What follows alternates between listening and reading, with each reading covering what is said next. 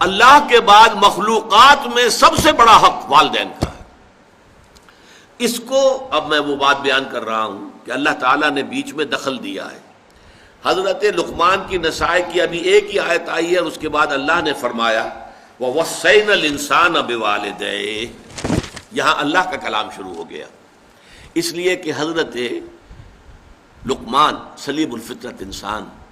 ان کو یہ بات زیب نہیں دیتی تھی کہ اپنے بیٹے سے اپنے حقوق بیان کریں۔ اللہ تعالیٰ کا معاملہ تو یہ ہے وَاللَّهُ لَا يَسْتَحْيِي مِنَ الْحَقِّ، لیکن انسانوں کو جیسا کہ سورہ احزاب میں بھی آیا ہے، حضور کو بھی بعض اوقات صحابہ کے طرز عمل سے تکلیف ہوتی تھی، لیکن یہ کہ قرآن مجید میں آیا ہے کہ وہ تم سے حیا کی وجہ سے تم سے کہتے نہیں ہیں،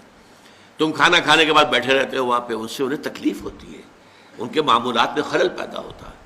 لیکن یہ کہ اللہ تعالیٰ کو حق کے کہنے میں کوئی باک نہیں۔ تو یہاں اللہ نے گویا کہ اس خلا کو مکمل کیا ہے کہ اللہ کے حقوق وہ تو ایک لفظ میں آ گئے لا تشرک باللہ، لیکن یہ کہ اللہ کے بعد سب سے بڑا حق انسانوں کے اوپر والدین کا ہے، اس لیے کہ اصل کریٹر وہ ہے، اصل سسٹینر وہ ہے، لیکن ذریعہ تخلیق والدین بنے ہیں۔ والدین کے نطفے ہی سے تو والدہ کے رحم کے اندر آپ کی زندگی کا، آپ کے وجود کا آغاز ہوا ہے، پھر والدہ نے آپ کو اپنے خون سے، آپ نے اس کا خون چوسا ہے، ایک بہت بڑی جونگ کی طرح جو ہے پیٹ کے اندر وہ بچہ جو ہے ماں کا خون چوس رہا ہے اور اسی سے پل بڑھ رہا ہے، پھر یہ کہ 9 مہینے تک اس نے اپنے پیٹ میں رکھا ہے، پھر جو وضع حمل ہوا ہے کس قدر تکلیف اور شدت کی کیفیت کے ساتھ ہوا ہے، پھر اس نے اپنے خون ہی کی توانائی ہے جو دودھ کی شکل میں تمہاری غذا کے طور پر تمہیں پلائی ہے، تو ان کا حق جو ہے تمام انسانوں میں فائق، جملہ مخلوقات میں فائق تر حق ہے والدین کا۔ وَوَصَّيْنَا الْإِنسَانَ بِوَالِدَيْهِ، اور ہم نے والدین کے بارے میں انسان کو وصیت کی۔ یہ وصیت در حقیقت فطرت انسانی کے اندر موجود ہے، والدین کے ساتھ یہ حسن سلوک فطرت انسانی کے اندر موجود ہے۔ وہ شکر کا جذبہ جو ہے، میں نے تو آپ سے عرض کیا، سب سے پہلے تو والدین ہی سے منسلک ہوتا ہے،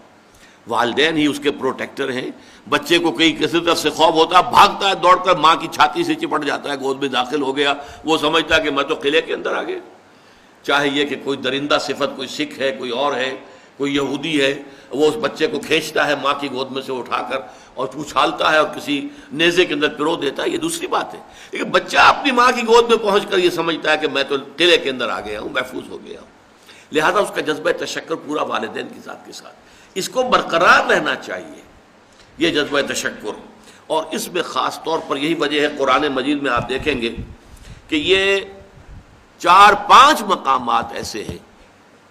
سورہ بقرہ میں بھی ہے، سورہ نساء میں بھی ہے، سورہ انعام میں ہے، سورہ بنی اسرائیل میں ہے،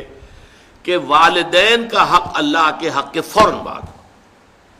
وَقَضَىٰ رَبُّكَ أَلَّا تَعْبُدُوا إِلَّا إِيَّاهُ وَبِالْوَالِدَيْنِ إِحْسَانًا،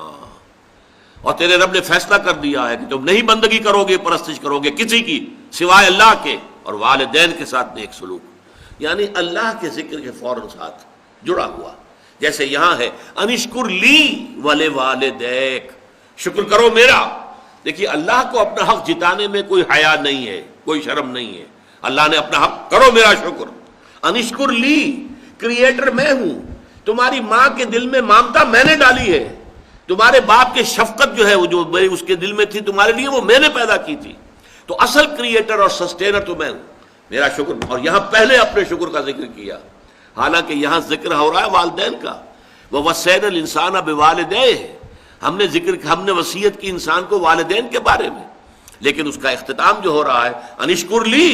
شکر کرو میرا، وَلِوَالِدَيْكَ، اور اپنے والدین کا۔